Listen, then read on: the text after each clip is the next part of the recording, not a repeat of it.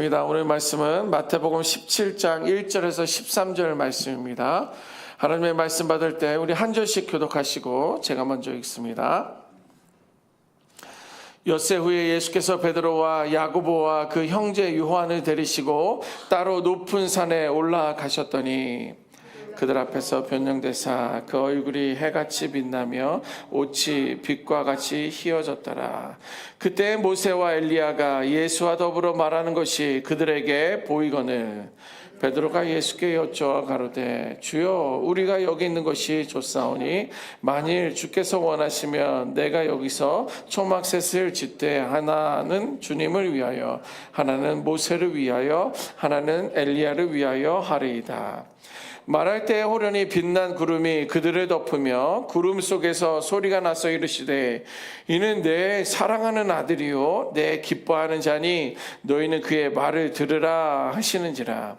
제자들이 듣고 엎드려 심히 두려워하니 예수께서 나와 그들에게 손을 대시며 이르시되 일어나라 두려워하지 말라 하시니 제자들이 눈을 들고 보매 오직 예수 외에는 아무도 보이지 아니하더라.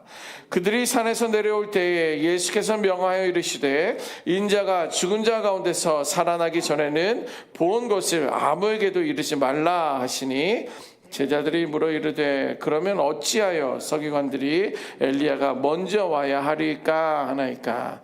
예수께서 대답하여 이르시되 엘리야가 과연 먼저 와서 모든 일을 회복하리라. 내가 너희에게 말하노니 엘리야가 이미 왔으되 사람들이 알지 못하고 임의로 대우하였도다. 인자도 이와 같이 그들에게 고난을 받으리라 하시니 함께 읽습니다. 그제서야 제자들이 예수께서 말씀하신 것이 세례 요한인 줄을 깨달으니라. 아멘. 오늘 말씀은 예수님께서 변화산, 어떤 높은 산에 올라갔는데 거기서 그의 모습이 변화된 그 이야기들을 성경은 기록하고 있습니다. 하루는요, 예수님께서 베드로와 야고보와 요한만을 데리고 이제 높은 산으로 올라갔다 이렇게 기록하고 있습니다. 그런데 그들 앞에서 그 예수님의 모습이 영광스러운 모습으로 바뀐 것을 이제 보게 되었어요.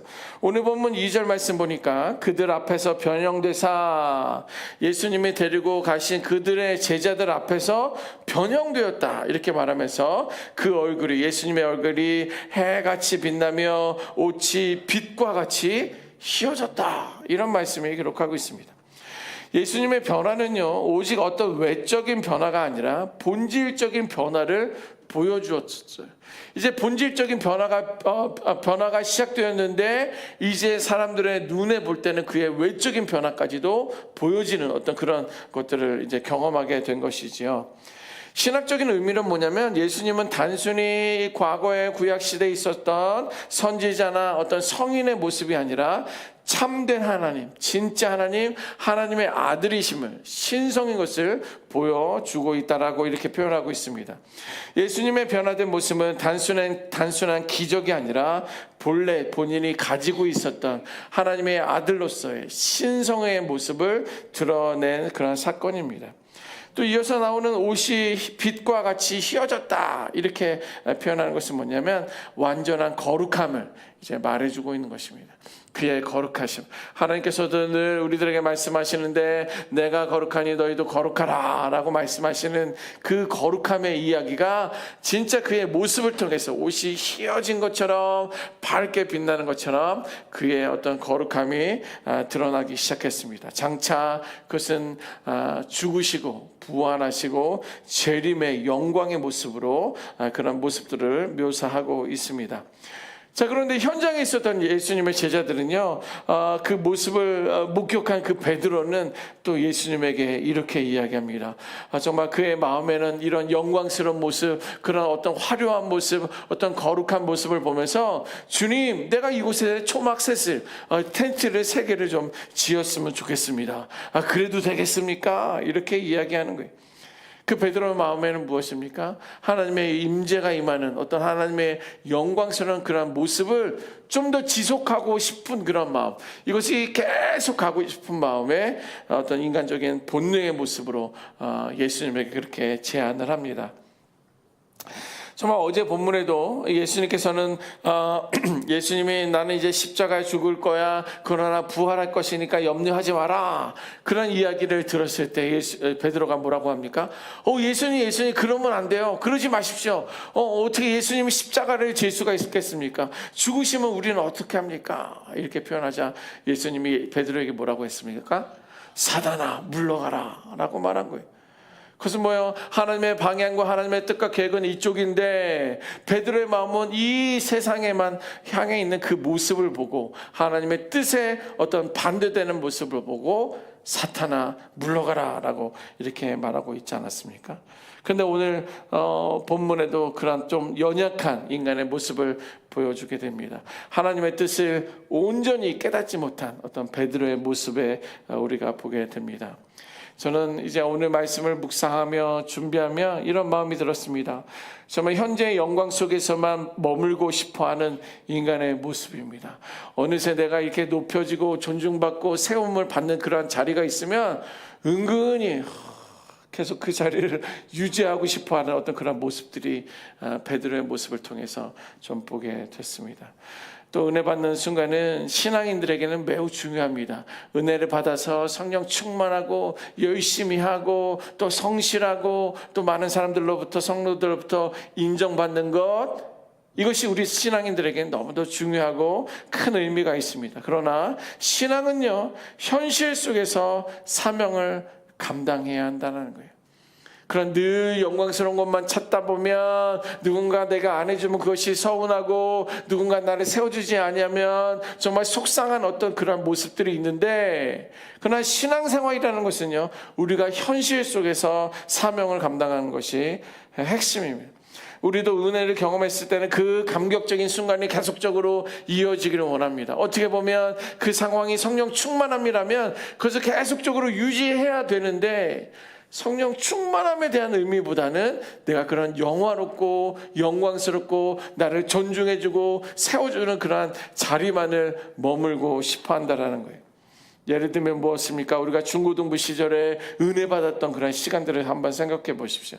혹은 부흥회나 말씀 사경회에서 강한 은혜를 경험했을 때를 한번 생각해 보십시오.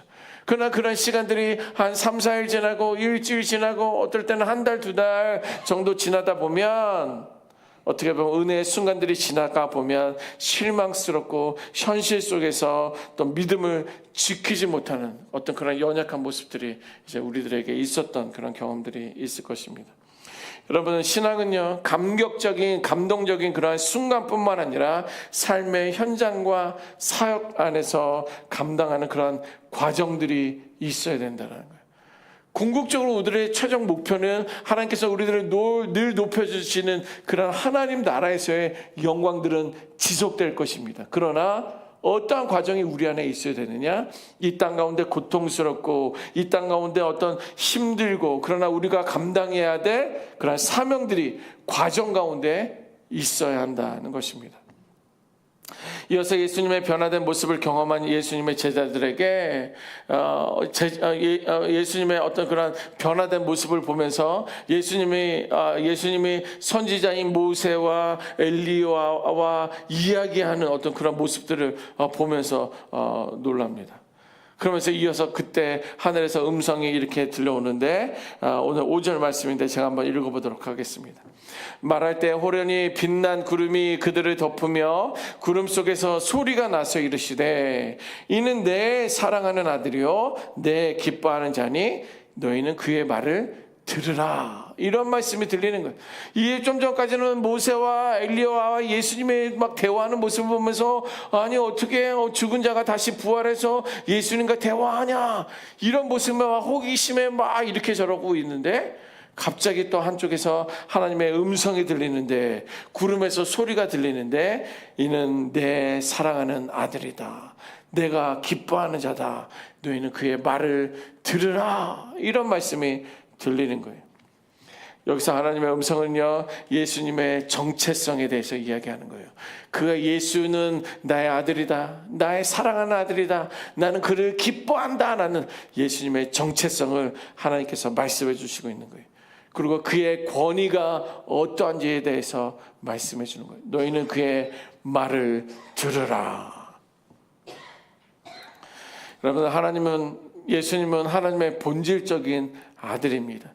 그의 영화롭고 그의 어떤 영광스러운 그 모든 자리를 내려놓고 이 땅 가운데 내려오신 분이에요. 그래서 그는 하나님인 동시에 인간이었지만 우리는 예수님 말씀에 순종함으로 말미암아 신앙적인 태도가, 신앙적인 반응이 어떠해야 하는지 우리들에게 말씀해 주고 있는 것입니다. 이렇게 예수님께서는 변화산에서 가장 영광스러운 모습으로 제자들 앞에 나타나셨습니다. 그러면 어떻게 보면 제자 베드로처럼 정말 그곳에서 좋으니까 그곳에서 정말 죽을 때까지, 이 땅의 육신의 몸이 죽을 때까지 있으면 좋을 텐데, 예수님은요 이제 세상으로 내려오셨어요. 예수님이 선택하신 건 뭐냐면 그런 영광스러운 자리만이 아니라 이제 십자가의 길을 선택하셨다는 거예요. 여러분, 예수님의 십자가가 없으면 부활의 영광은 있을 수 없습니다. 우리가 이 땅 가운데서 영화롭고 존중받고 세움을 받는 것도 우리들이 지녀야 할 어떤 사랑과 희생과 어떤 그 죽음이 있어야지만이 그러한 자리를 얻을 수 있는 것입니다. 여러분, 예수님은요 영광만을 취하실 수 있는 분이었지만 모든 영광을 버리고 이 땅에 내려오셨고 우리를 구원하시고 하나님의 뜻을 이루신 분이 바로 예수 그리스도십니다. 예수님은요 십자가가 선택이 어떠한 고통이, 십자가의 죽으심이 어떤 고통이나 어떤 정말 외로움이 있는지 알고 계셨던 분이에요. 십자가를 진다는 것이, 십자가 죽음이라는 것이 무엇인지 알고 계셨지만 예수님은 하나님의 뜻을 이루기 위해 죄인을 구속하기 위해서 기꺼이 그 길을 가셨던 분이고 그 십자가 지심을 통해서 우리들은 영원한 생명을 누리게 되었던 것입니다. 예수님이 이 영광 속에 머물지 않으시고 제자들과 함께 산 아래로 내려갔던 것은 그 산 아래는 고통받는 이들이 있고 또 죄와 질병 가운데 있는 이들이 있었기 때문입니다. 여러분, 우리도 자신을 부인하고 하나님께서 원하시는 그런 자리로 내려갈 수 있어야 됩니다. 세상의 영광과 평안함을 바라는 것이 아니라 하나님의 뜻을 따라 헌신하고 사랑하고 섬기는 그런 길을 갈 수 있는 우리 모두가 되어야 될 줄 믿습니다. 신앙생활은요 단순히 축복과 영광을 누리는 것이 아닙니다. 예, 맞아요. 하나님께서 우리들의 믿음 생활을 통해서, 신앙생활을 통해서 우리들에게 축복을 주시는 것은 맞습니다. 그러나 이것만을 고집하며 축복과 영광만을 누리는 것이 아니라 믿음으로 십자가를 지고 갈 때 하나님의 영광이 우리들의 삶 가운데 임하게 되는 줄 믿습니다. 우리는 예수님의 변화산에서의 어떤 그 변화된 영광을 사모하되 이 땅 가운데 주님과 함께 십자가의 길을 걸어갈 수 있는 우리 모두가 되시기를 주님의 이름으로 축원합니다. 아멘. 기도하겠습니다. 아버지 하나님, 예수님은 모든 영화